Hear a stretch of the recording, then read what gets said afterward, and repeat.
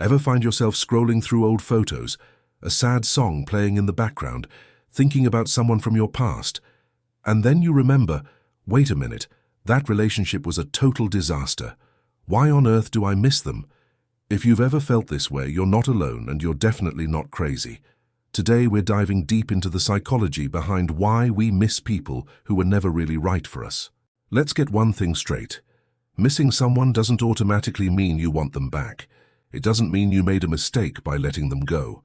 More often than not, what we're missing isn't the person themselves, but the idea of them, the routine we had, or even the version of ourselves we were when we were with them.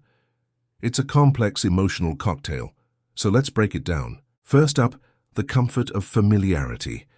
Humans are creatures of habit. Even a bad routine can feel more comfortable than the uncertainty of the unknown. You knew what to expect, even if what you expected was disappointment or arguments. Your brain got used to that pattern. When the relationship ends, it's not just the person who's gone, it's the entire structure they provided. Your Saturday nights are suddenly empty, you have no one to text about your bad day at work, and your whole daily rhythm is thrown off. Your brain, craving that old familiar pattern, sends you a pang of, I miss them, when what it's really saying is, I miss the predictability even if it was predictably bad. Then there's what psychologists call a trauma bond. This is a heavy one, but it's crucial to understand. Trauma bonds form in intensely emotional, cyclical relationships, the ones with extreme highs and extreme lows. Think of a roller coaster. The terrifying drops are followed by exhilarating climbs. In a relationship, this might look like a huge fight followed by an incredibly passionate makeup session, or a period of neglect, followed by a flood of attention and gifts. This intermittent reinforcement is incredibly powerful. It gets you addicted to the highs, making you forget the pain of the lows. You're not missing the person, you're craving the next hit of dopamine from the good times, even though they were always followed by pain. It's a powerful psychological attachment that can be easily mistaken for love. Another big reason is the highlight reel effect. Our memory is a funny thing, it's a terrible record keeper. Over time, it tends to smooth over the rough edges. We forget the constant anxiety, the sleepless nights, the feeling of walking on eggshells. Instead, our minds curate a highlight reel, that one perfect vacation, that time they said exactly the right thing, the way they looked at you across a crowded room. We romanticize the past, editing out all the bad scenes until we're left with a beautiful but completely fictional movie. So when you feel that ache of nostalgia, ask yourself, am I missing the real person, or am I missing the curated director's cut version that my mind has created? Let's also talk about loneliness. This is a huge factor. After a breakup, especially if it was a long-term relationship, a huge void can open up in your life. It's natural to want to fill that void.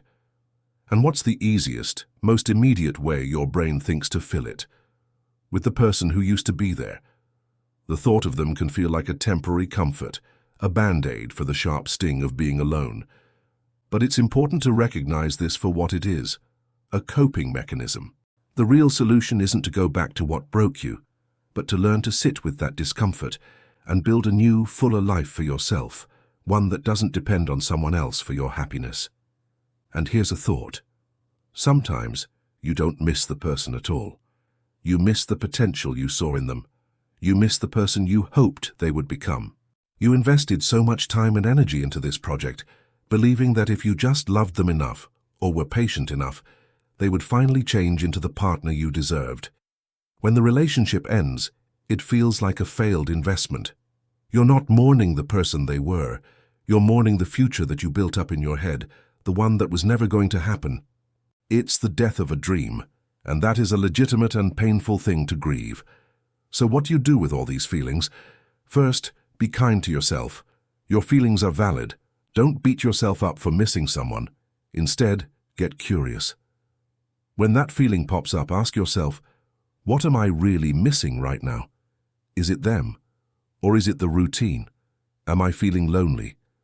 Am I romanticizing the past? This simple act of self-awareness can shift your perspective dramatically. Next, actively redirect your thoughts. When your mind drifts to them, acknowledge it and then gently guide it somewhere else. Focus on the reasons the relationship ended. It might even be helpful to write a list of all the negative things, all the times you felt hurt or unhappy. Keep it on your phone or a piece of paper. When the highlight reel starts playing in your head, pull out your list and remind yourself of the reality. It's not about being negative, it's about being realistic. And most importantly, fill your own cup. Reconnect with friends you may have lost touch with. Dive into a hobby you've always wanted to try. Pour all that energy you were giving to them back into yourself. Create new routines, new memories, and a new life that excites you. The more you build a life that you love, the less space there will be for ghosts from the past.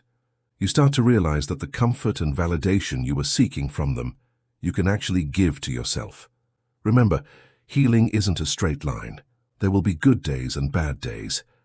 But understanding the why behind your feelings is the first step toward taking back your power. You are not defined by who you miss. You are defined by what you choose to do next. You chose to leave for a reason. Trust that choice. Trust your gut. You deserve a love that feels like peace, not a puzzle you have to solve. You deserve someone who is right for you, not just right now, but always. Thank you so much for watching and for allowing yourself to explore these tough feelings with me. If this video resonated with you, please give it a thumbs up and consider subscribing for more content on navigating life and relationships. Drop a comment below and share your own experience if you feel comfortable. Your story might just be what someone else needs to hear today. Take care of yourselves, and I'll see you in the next one.